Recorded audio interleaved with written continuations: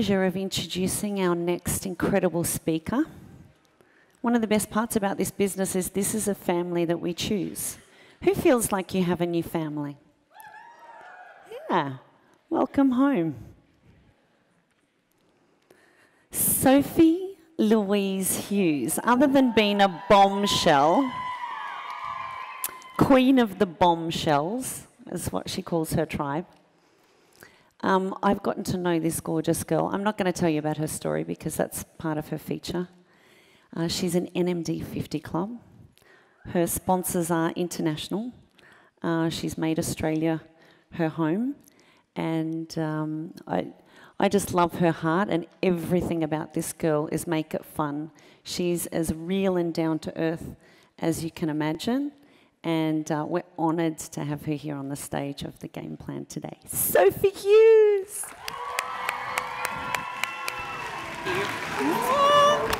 Rocket.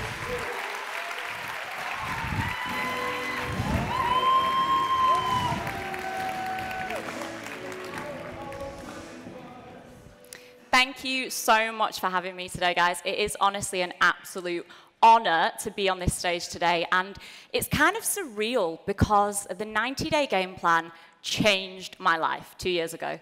And I don't say that to be dramatic. I say that because that's the truth of it. I had been over in England having a pretty crazy surgery and some pretty crazy life happening. I had donated part of my liver to my baby nephew, Oscar, and I was in recovery.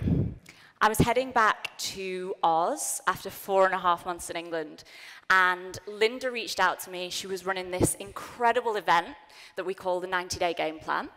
And of course, I'm not part of this team, and it was a team event. But Linda, being as beautiful and as heartfelt as she is, opened up a few spots for me to be able to join you guys. And I came along with 3 of my bombshells, and one of them was Tess Jackson, who is Australia's youngest NMD, and would kill me if she didn't get a shout out.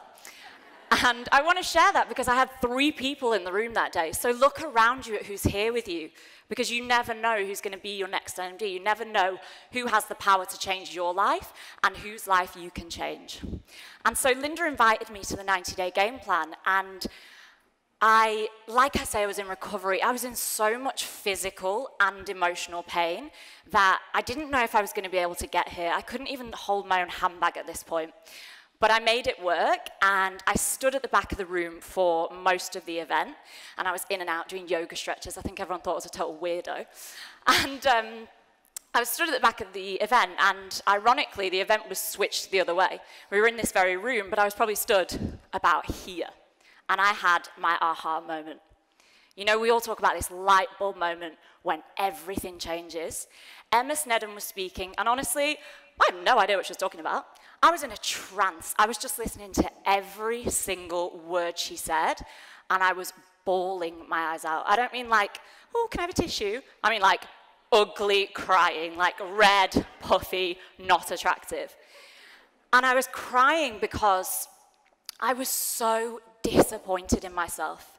I'd been in the business for 2.5 years at this point, and I was holding myself back. I kept coming to these events. I kept leaving like, woohoo, I'm going to be an NMD, with no conviction. And I stood at the back of this room, and I was so crazy disappointed that I felt like I was letting myself down. I was holding myself back. Who's ever had that where you feel like, you almost feel embarrassed to come to an event because you were at this event last year and you've not done anything? So that was me, and I stood at the back of this room and I just bawled my eyes out because I thought, I've literally, all these people around me are growing, and I'm here riddled with self-doubt, holding myself back because of fear, literally because of fear. Fear of disappointing myself, fear of failure, fear of public speaking, that was a real one. And I made a decision in this room that day that I would never come to another event like this and be disappointed in myself. Because if these people around me could do it, then I could do it. I made a decision that I would stop letting all of my excuses, which were great excuses, like I didn't have any uplines here, I didn't have a network here, I didn't go to school here, college here, uni here, you know, in my head, they were very valid excuses. But I had social media. There are 1 billion people on Facebook, so I don't know anyone just is not a valid excuse. So I left this room that day, and I decided that I would leave my excuses behind, and that social media would be my superpower. And I committed to my growth. So when Linda called me to ask me to speak today, I was like, oh, Jesus Christ. And everything in me was like, hell no. Don't do that to yourself. You've been here before. It's terrifying. Say no. Say no. And I was like, I'd love to. I'm so excited. No. I'm so excited. Because I knew that I couldn't show up in this room 2 years on, having committed to my growth, and sit in the audience and know that I had an opportunity to grow, and I said no because I was scared. Because I committed to myself on that day that I would stop letting the fear hold me back, that I would feel the fear, and I would do it anyway. So I'm not here to teach you social media today. You know, people do whole degrees in social media and social media marketing. That's not my intention. I'm here to share a little bit about how you can show up on social media, how to show up as your most authentic, vulnerable, confident self. And I hope that you can take something from that. So let's get into it. Be authentically you. So I truly believe that the only way to build a successful social media business is to be who you are. Every inch of who you are. Your most quirky, weird, funny, confident self. And that you cannot be successful by trying to be someone that you're not. You might think that if you behave a certain way or you post a certain way that that will lead to success, but the only thing that will lead to success is owning who you are and showing up that way. When you show up as you, one of the beautiful things that happen is you attract like-minded people. So fast forward 2 years, and today I've got 80 of our bombshells in the room. Shout out. And they are my tribe. And they're my tribe because I show up as who I am. So I have this incredible team of women, most of whom are my demographic, my age, same dreams, same ambitions. We go for cocktails, we go for shopping dates. We have so much fun because I'm willing to own who I am.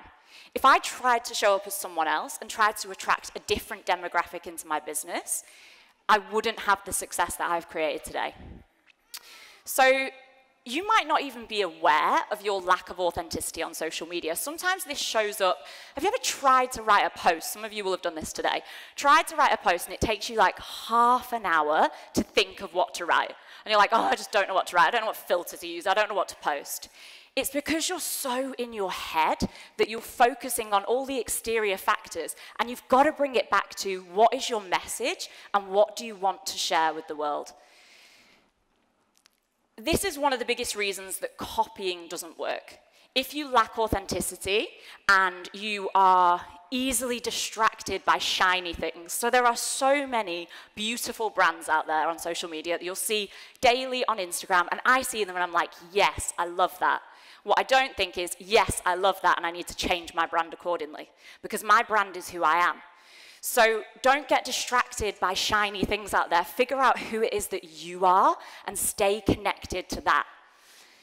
Find out what makes you you and run with it. And that's honestly one of my biggest messages for you guys today. If you can figure out who you are, truly connect to it, and share that with the world through the incredible platform which is social media, then you will be able to create phenomenal success with a shitload of hard work. Don't forget to network.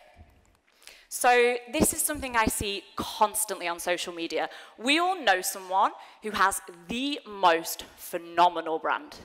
There are so many brands out there that are 100 times better than mine. They're 100 times more solid, more professional, they have better Instagram photos, they have a better layout. But the problem is that we're forgetting to do the do. We're forgetting to network. So we put all this incredible content out there, and that takes up all of our time, and we're so caught up on the marketing aspect that we actually forget to get in the trenches and do the work. And when you think about this in the real world, you would never show up to a networking event. Say it was a female empowerment networking event, and you buy a new dress, you get blow wave, got bright lippy, feel great, and then go and sit in the corner and expect that to build your business. And yet that's what so many of us are doing on social media. We're showing up in the most beautiful way possible, but we're not getting in the trenches. We're not doing the work. So you can show up in the most beautiful way possible by all means, but make sure that you're following every single interaction. Someone comments on your post, you comment back, you're building relationships, you're focusing on the amount of conversations you have. Sometimes the days where I do the most and I have the most conversations are the days where I don't even post on social media. I'm too busy. So always keep that in mind. Don't forget to network.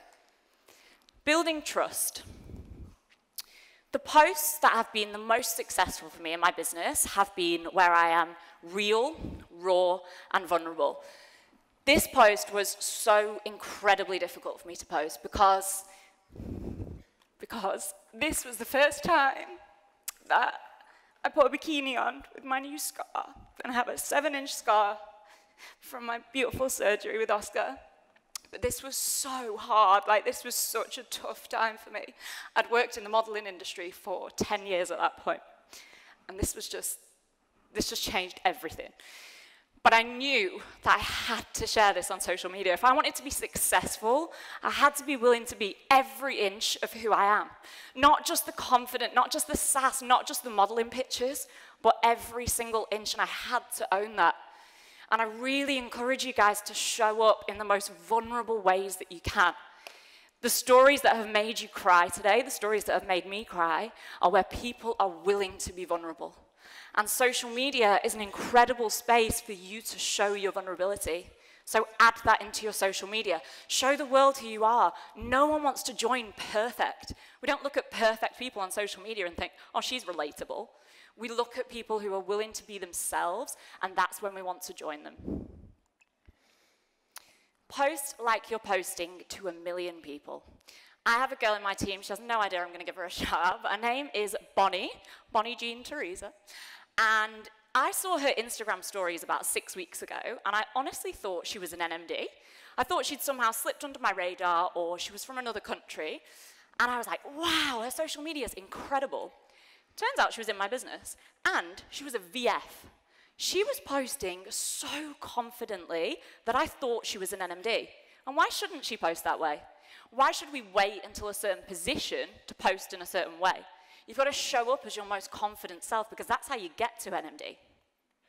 Nailing your marketing is important, but networking is more important. Social media is a networker's dream. You can sit there with a top knot, no makeup on, and speak to hundreds of people from your couch. There's no excuse not to network anymore. That's our job. That's what we get paid for. If social media is part of your strategy, which of course I believe it should be, then take it seriously. Don't dip your toe in. You'll get nowhere. You have to be consistent. Fraser said today he's posted every single day for pretty much the last 10 years. Can you say that you have the same consistency in your business, or even anywhere close to that?